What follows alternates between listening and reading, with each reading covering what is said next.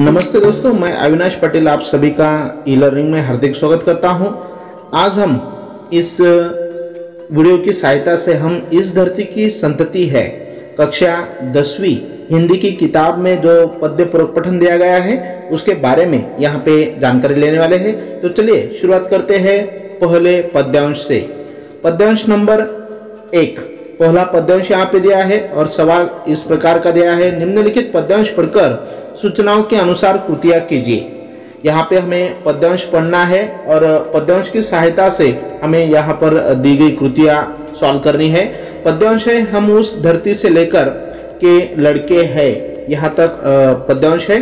और यहाँ पे पहली कृति है आकलन कृति जो कि 2 अंकों के लिए पूछी जाती है। संजाल पूर्ण कीजिए। यहाँ पे एक संजाल दिया गया है और वह संजाल हमें पूरा करने के लिए कहा गया है। संजाल में सवाल है, इस देश की मिट्टी में हुई थी ये महान विभूतियां। इस देश की मिट्टी में कौन कौन सी महान विभूतियां हुई थी जो इस पद्यांश में आई है वह हमें ढूंढकर यहाँ पे लिखनी है।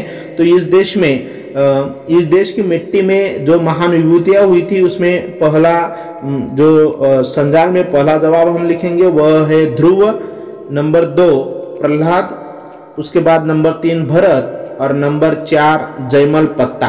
तो इस प्रकार हम 4 यह संजाल पूरा कर सकते हैं महान विभूतियों के नामों की सहायता से। उसके बाद दूसरा सवाल है उत्तर लिखिए पहली आकलन कृति में ही। और पहला पद्यांश में बड़ाई की गई है इनकी। इस पद्यांश में किसकी बड़ाई की गई है तो उनका नाम हमें जवाब में लिखना है, लड़कों की। तो पहला जो पद्यांश है इसमें लड़कों की बड़ाई की गई है, इसलिए लड़कों की यह उसका जवाब हमें पद्यांश की सहायता से लिखना है। दूसरा सवाल है पद्यांश में प्रयुक्त सौरमंडल का एक प्रसिद्ध ग्रह। इस पद्यांश में सौरमंडल का एक प्रसिद्ध ग्रह का नाम आया है और वह नाम है धरती। तो इस प्रकार हम इसका भी जवाब लिख सकते हैं। तीसरा सवाल, पद्यांश में आया वह नाम जिनके नाम पर हमारे देश का नाम पड़ा। हमारे देश का नाम पड़ा था उनके नाम पर, तो उनका नाम इस पद्यांश में आया है। तो दोस्तों भरत यह एक नाम इस पद्यांश में आया है महान विभूति का और उनके नाम से ही हमारे देश को नाम पड़ा था, इसलिए इसका जवाब हम भरत लिख सकते हैं। आखिरी सवाल, पद्यांश में आया वन के एक हिंसक पशु का नाम इस पद्यांश में आया है और वह शेर। यह हम पद्यांश की सहायता से लिख सकते हैं। तो इस प्रकार पहली जो कृति है हम इस प्रकार इसे पूरी कर सकते हैं। इसके बाद दूसरी जो कृति पूछी जाती है पूरक पठन पर, वह स्वमत अभिव्यक्ति 2 अंकों के लिए।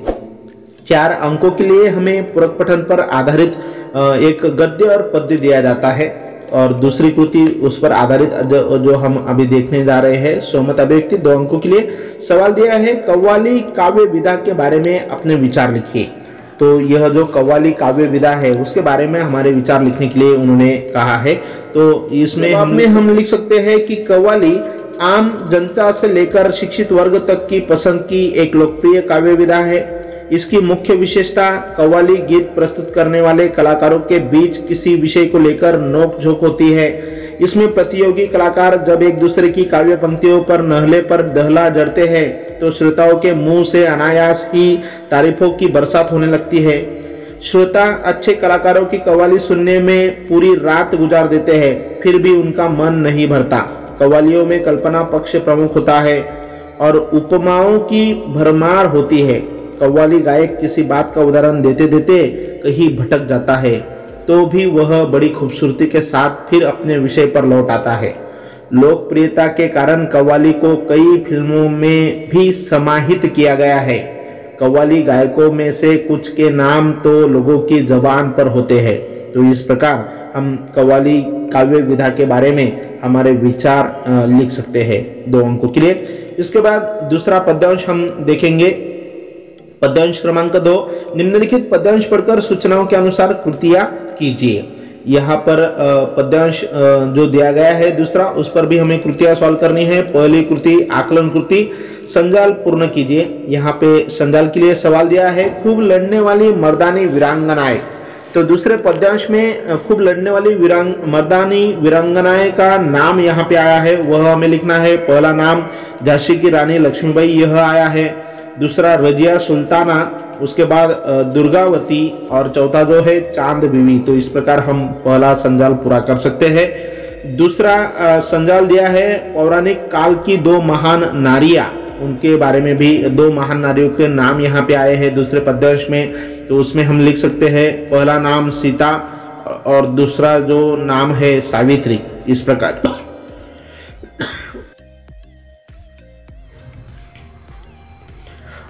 इसके बाद दूसरी जो कृति है सोमत कृति, सोमत अभिव्यक्ति पूछी जाती है 2 अंकों के लिए। सवाल है नारी सम्मान के बारे में अपने विचार लिखिए। नारी सम्मान के बारे में अपने विचार लिखने के लिए कहा गया है। आजकल स्त्रियों के अपमान की अनेक घटनाएं पढ़ने सुनने में आती है। स्त्रियों पर तरह तरह के अत्याचार होते हैं, यह सब बड़े दुख की बात है।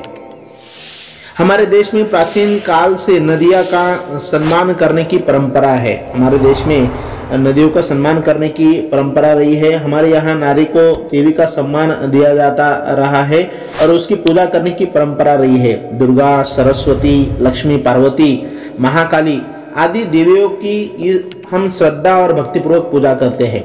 सीता, सावित्री तथा अनुसया जैसी महान नारियां हमारे आदर्श रही है। हमारे ऋषि मुनियों ने कहा है, यत्र नार्यस्तु पूज्यन्ते रमन्ते तत्र देवताः, अर्थात जहाँ नारियों की पूजा की जाती है वही देवता निवास करते हैं। आज हमारे देश में स्त्रियां हर क्षेत्र में पुरुषों के साथ बराबरी के स्तर पर काम कर रही है।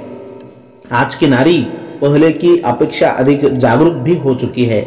नारी को सम्मान देने से स्त्रियां ही सम्मानित नहीं होगी, बल्कि उन्हें सम्मान देने वाले खुद भी गौरवान्वित होंगे। इस प्रकार हम सोमत अभिव्यक्ति में नारी के सम्मान के बारे में अपना विचार लिख सकते हैं।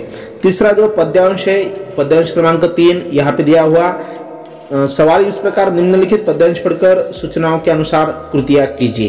तो पहली कृति है आकलन कृति, आकृति पूर्ण कीजिए, इस प्रकार का सवाल दिया है। यहाँ पे एक आकृति दी गई है। सवाल है भारत माता के रथ के 2 पहिए। भारत माता के रथ के 2 पहिए पद्यांश क्रमांक 3 में से हमें लिखने हैं। पहला पहिया हम लिख सकते हैं लड़के यानी कि पुरुष, और दूसरा जो पहिया है लड़कियां, स्त्री।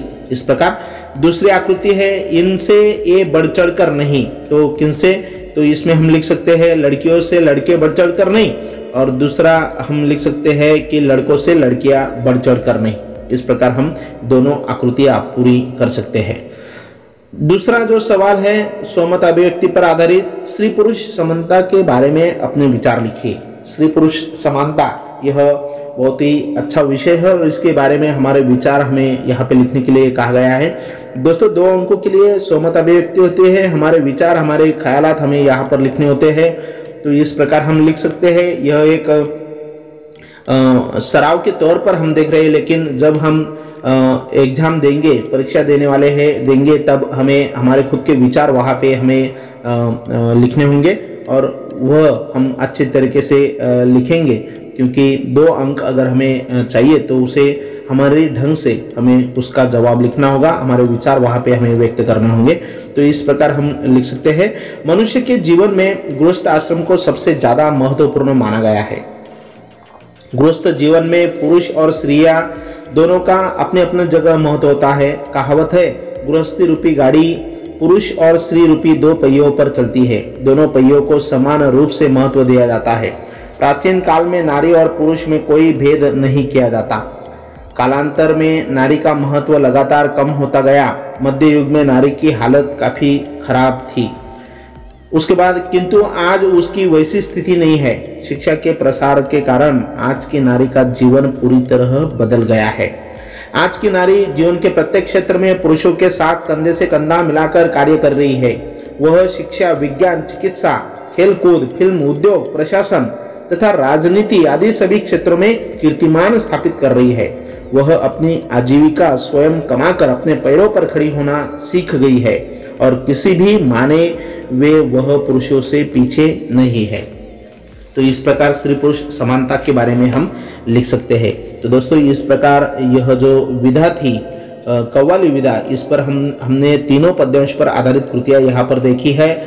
दोस्तों आप लोगों को अगर यह वीडियो अच्छा लगा होगा तो जरूर इसे लाइक कीजिए, अपने दोस्तों तक शेयर कीजिए और मेरे यूट्यूब चैनल को अभी तक सब्सक्राइब नहीं किया होगा तो सब्सक्राइब कीजिए। आप सभी का मैं धन्यवाद व्यक्त करता हूँ और यहीं पे रुकता हूँ।